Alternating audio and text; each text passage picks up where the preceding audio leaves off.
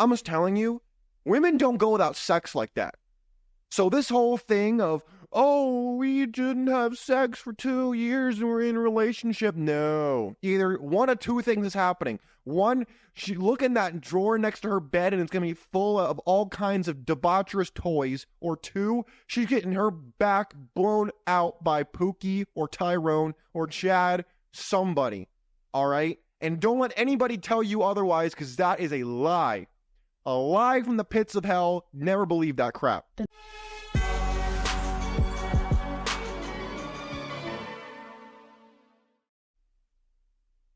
Ladies and gentlemen, welcome to the Sheep Get Sheared Podcast. I'm your host, Austin Creed.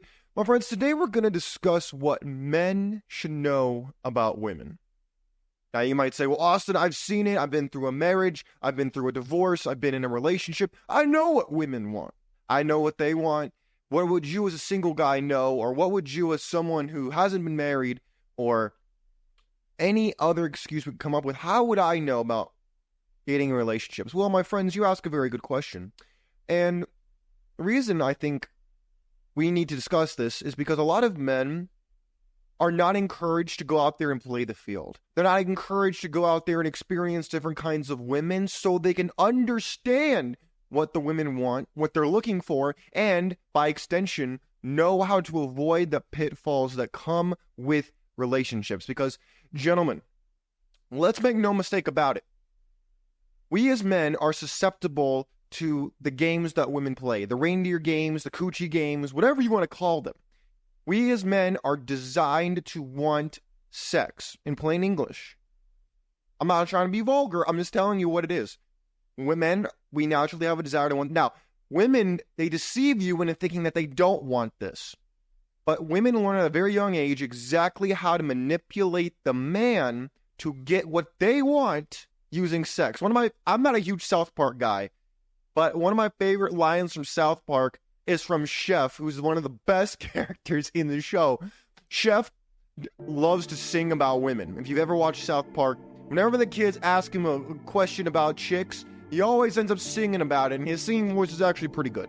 But one of my favorite lines from Chef is when he's talking about prostitutes, and he's like,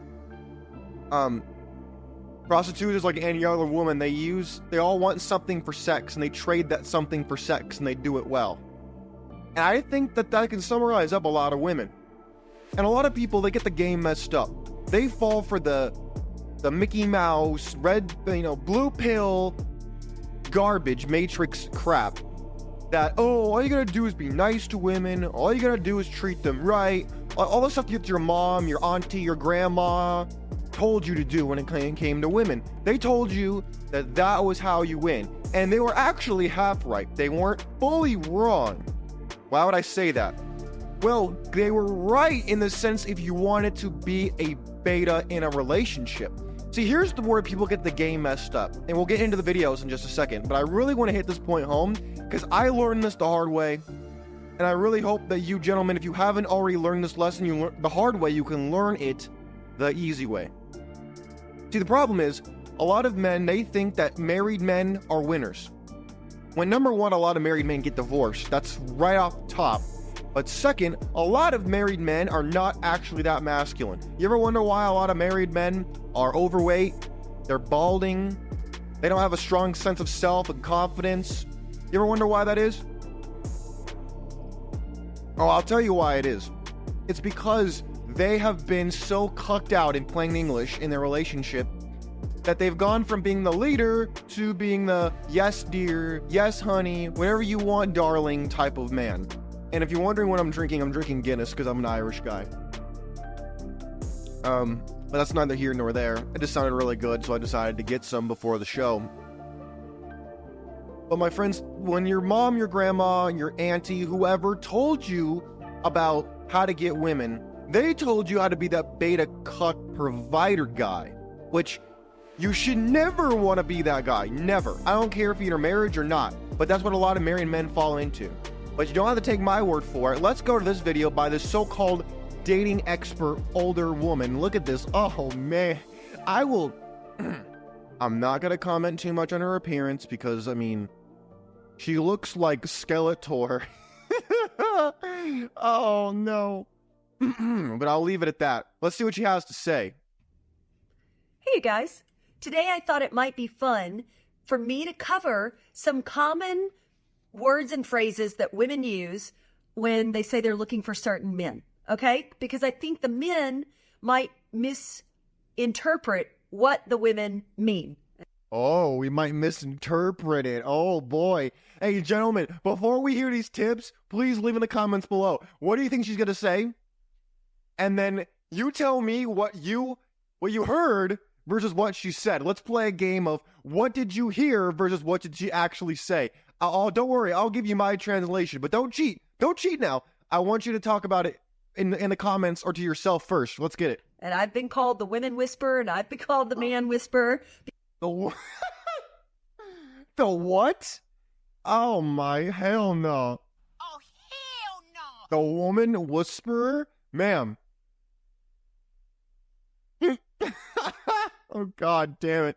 This is going to be a good show, y'all. Because I see both sides. So let's talk about it, guys. I'm going to talk about 3 things. Oh, she's a professional matchmaker. I haven't seen a ring on the finger yet. Maybe it's there, but I haven't seen it. That I think you might misunderstand. Okay, number 1 is when a woman says she's looking for a man who is generous. Generous. Generous. What does that mean? What do you think that means, gentlemen? I'll tell you what I think. Generous. In other words, he has money and he spends it on me. In other words, he tricks on me.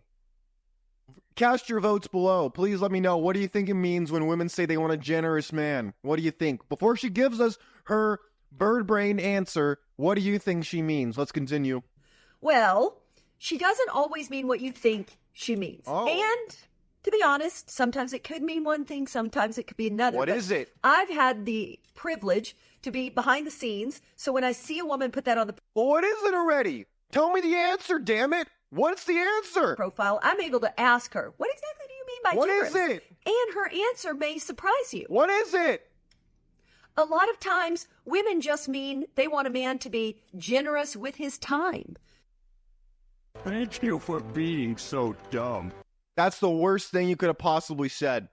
Gentlemen, do not fall for these time vacuums. Your time is your most valuable asset you will ever have. Listen to me carefully. Your time is your best asset you'll ever have. So do not for a second fall for this, oh, I'm not a gold digger. I just want your time and to feel special. No! Never fall for that crap. Never. Never. It's the worst trap ever. You're off to a bad start, man. This is terrible advice. Let's continue. Generous with his helping other people. Generous in terms of his actions. It doesn't always mean that she wants her bills paid. That's actually the most straightforward and easiest answer is with the money, by the way. I know when we're young, me as a young guy, trust me, I understand the argument of, oh, Austin, I have more time than I have money. No, money is how you avoid the bullshit. Money is how you avoid the garbage, the drama, the bullshit. That's why you use money, because it avoids the extra disgusting add-ons you don't want to deal with. Let's continue with this so-called dating expert. It does not. Number 2, funny. Oh, boy. Don't women always say they want a guy who's funny? Yes, they do. Gentlemen, we said the same thing. Okay, you told me what you wanted for generous. What do you think she means by she wants a guy who's funny? Let me know your answer. They do not mean that they want the jokey guy. The jokey guy routine gets really old really fast, let me tell you. No, they want a guy who has a good sense of humor. Just like you guys probably want a woman who has a good sense of humor. Isn't that what you just said? That wasn't the answer? Wait, what? Oh my, what? Ma'am. You lied to me. This is so bad. Speaking of bad, my hair's not that great right now either. Whatever. Continue. Meaning, not too serious about life. Likes to laugh. Ma'am, any man who's remotely successful is going to be taking life seriously. I don't know where this malarkey came from that, oh, don't take life seriously, just have serious money in the bank. Why, you expect me to be goofing off and acting like a total jamoke while at the same time having big boy stacks? What? This is Mr. Impossible, man. What are we talking about? Am I supposed to be a billionaire's kid or something? Can laugh at her jokes. Can laugh at them. Women are not funny, by the way. I have yet to meet a woman who's actually funny. Tell me if I'm being discriminatory, but I don't think women are very funny. Elves, light-hearted. That's really what it means. All right, last but not least, this is a very popular I'm gonna pour more beer. word that people are using, women are using these days. They want a man who makes them feel safe. I've asked ladies, so what do you mean by that? Because I do think it means different things to different women. Gentlemen, we're 2 out of 3. You gave me the first 2. What's the third one? What do you think she means by women want a guy who makes them feel safe? Let me know. But in a nutshell, when she says she wants a man to make her feel safe, it means she doesn't want to have to question whether she's even in a relationship with him. She doesn't. Oh, she told on herself. Yo, that's what Chad does. She just outed herself for being a Chad chaser. That's what Chad and Tyrone and Pookie and Ray Ray do. They give them that insecurity, that competition anxiety. Gentlemen, she just gave you a big key. You want to be out here in these streets. You want to be out here getting the women. Do the exact opposite of what she just said. You're welcome. Doesn't want to have to question his feelings for her. Nah. She wants a man who makes her feel secure about the relationship, a man who can be counted on, and a man who never makes her question who she is as a woman. Gentlemen, you remember like 5 minutes ago when I was talking about how your mom, your auntie, your grandma taught you how to be a complete beta cuck? Yeah, whatever she just said, this woman right here, do the opposite if you want success with women. Do the exact opposite. Now, if you're married, well, I'm sorry, but you kind of have to do what she just said, or you get to go to divorce court. So, but if you're not married and you want to see success with women, do the exact opposite of what she just said. Okay? So, those are the 3 things I've interpreted for you today, and I hope it helps. And Ma'am, I go back. I'm looking for a ring, and I don't see one on that finger. Anybody see a ring on the left ring finger? No? Me neither. okay? So, How can you be a relationship expert as an old bat with no marriage experience? Gentlemen, if you want to ever listen to a woman's relationship experience, I need to see a ring. I need to see that you've been married for over 5 years. No, scratch it. Make it 10, because most marriages don't last 7. 10 years of marriage and a ring. That's the prerequisite for me listening to you for relationship advice if you're a woman. Period. End of story. Let's go to the next clip. Gentlemen, what do you think? Were your guesses pretty spot on? Were they off? But don't worry, we're just getting started. So that was a secular perspective. Now let's get to the religious dating. This should be good. Buckle your seatbelts, boys. This is going to be a good ride. It's starting to feel like the only advice people give their Christian couples in dating seasons is to just practice abstinence, and I'm kind of tired of No, they tell that to reformed skeezers, but go ahead. no one actually giving you an example of what a dating Christian relationship should look like. So I'm going to clear some things up as someone who went to lukewarm. Wait, what does it say? Oh, what does that say? It says, hey, I just went into your hardest challenge as a Christian video. Wait. Oh, okay, she got a DM. Abstination, blah, blah, blah, Christ-centered relationship. Okay, cool. All right. What does she have to say? Lukewarm to on fire for Jesus with my boyfriend of 2 years. First thing that all godly dating relationships have is the insight that you are God's child and so is your boyfriend. Your job is to see your partner the way God sees them, his child. This is a bunch of gobbledygook. Basically say that, hey, you know what? We're all children of God. Yeah, that's really nice. What does that have to actually deal out practically? Nothing. This is not good advice. When me and my boyfriend had this revelation after a couple weeks of prayer, we started sending each other like baby photos and like toddler photos of us. Gentlemen, here's what I need you to understand, okay? Women will leverage this point against you in a Christian relationship, so-called Christian relationship. They will leverage the fact that you should not be getting that punani from them. You know what they're not going to tell you? That there was no fault divorce, number 1. There was no feminism, number 2. And she couldn't divorce you, number 3. Oh, they left that part out, though. Oh, yeah. Oh, and they got married at ages 13 to 18 in Levitican law, which she forgot to mention. I doubt she'll mention it.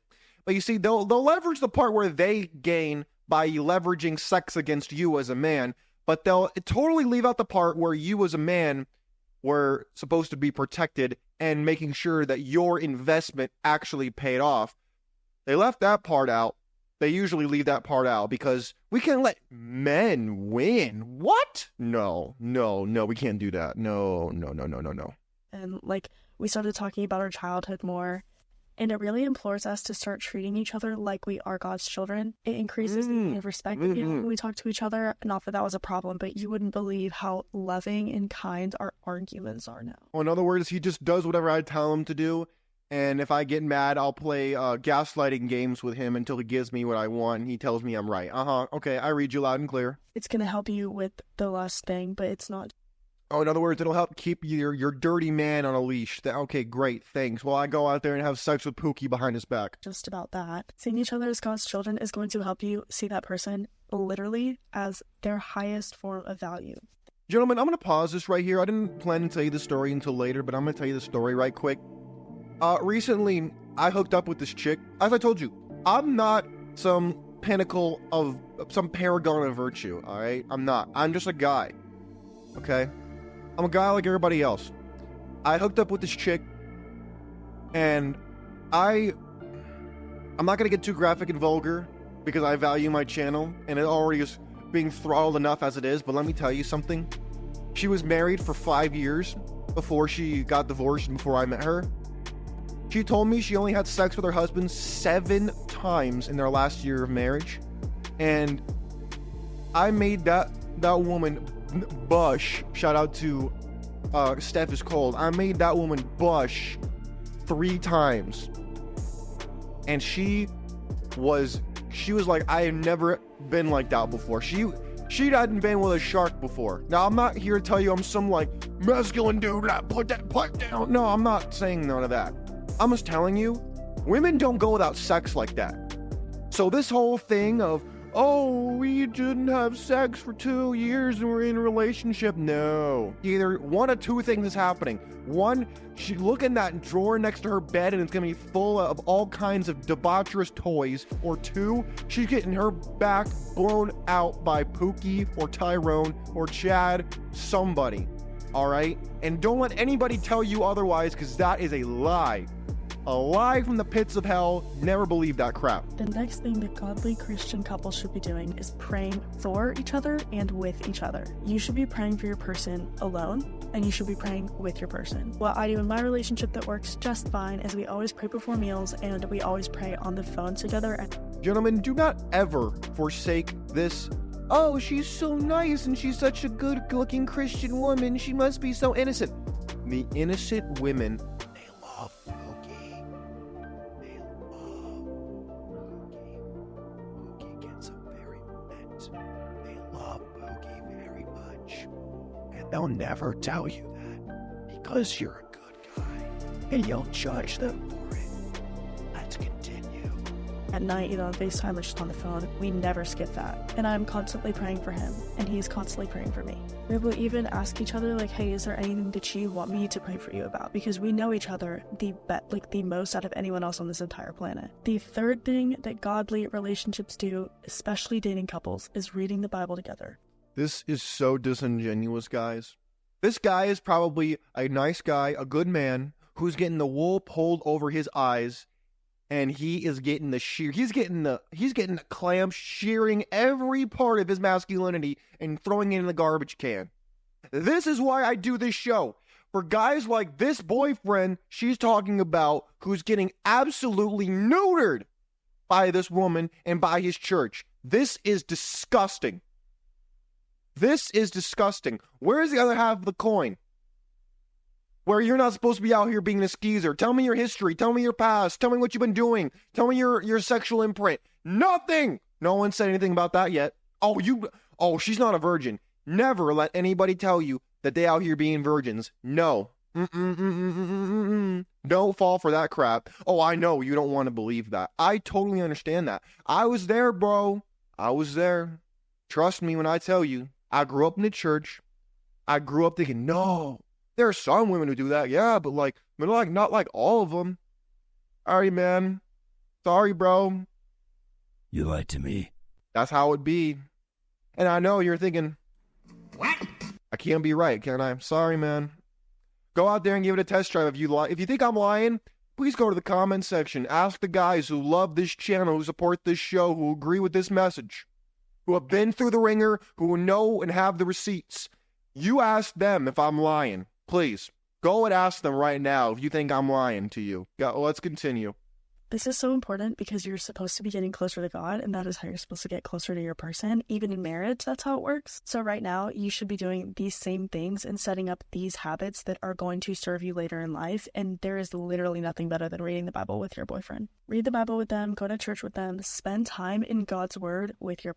Yeah, please just go and make sure you have everybody looking over the guy's shoulder, but not over yours, because there's this misnomer, especially in the church, that, oh, women, they don't, like, have problems, or if they did, it's in the past. They don't have, like, sexual inclinations. They don't have imprints. They don't have desires. No. Those are only those heathen women outside the church. Inside the church, no, we don't have any of that. That's what they tell you, but it's totally false.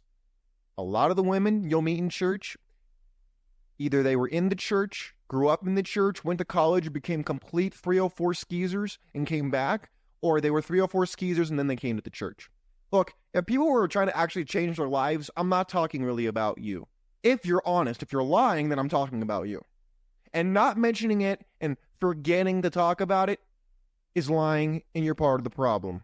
Let's continue.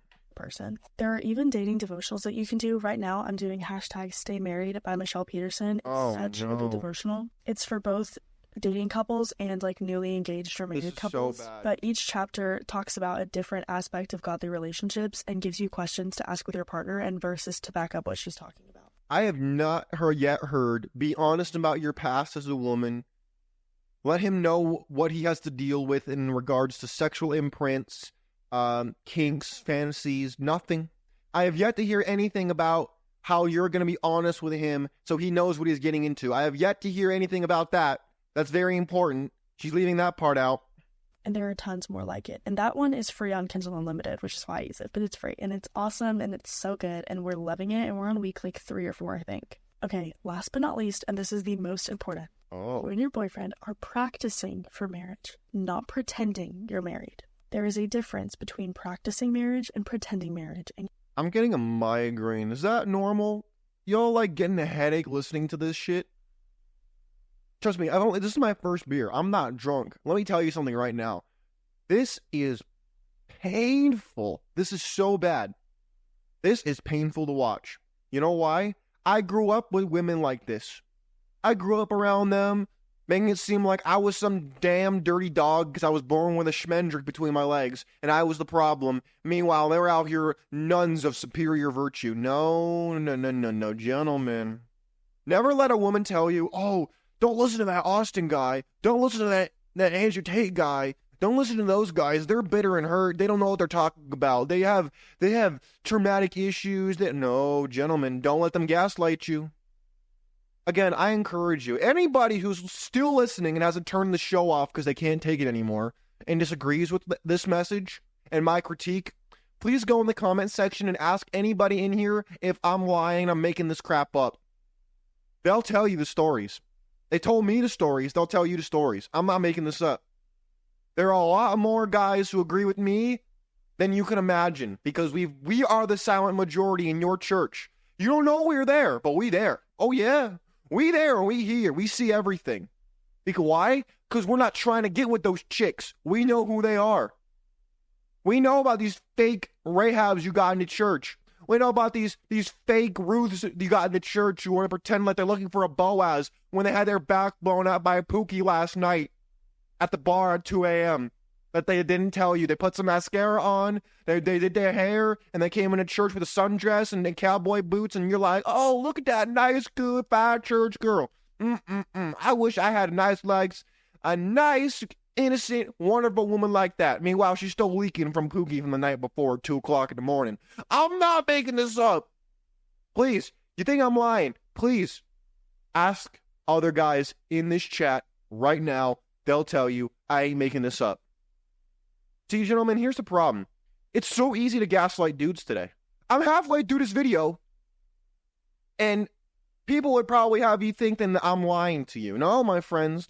Look, the unsubscribe or dislike button or report channel button is right down there if you think I'm lying to you. If you think I'm making this up and I'm lying, I encourage you, please go. Click the unsubscribe. Click the dislike button. Click the report channel button. I don't give a damn. I don't care. I'm speaking the truth. I'm speaking the truth that married men don't want to tell you, blue pill guys don't want to tell you, and church leaders won't tell you because it doesn't benefit them from a career or a professional financial standpoint to tell you what I'm telling you right now. And don't think I'm running up alcohol or anything else, dude. I am never been more alert, more headstrong in my entire life. I don't ever want you to think that you are being deceived. If you think you're being deceived, you're welcome to leave. This whole channel is built off of being honest and telling you the truths of the people who are exploiting you, using you, and putting you down so they can use you and take from you.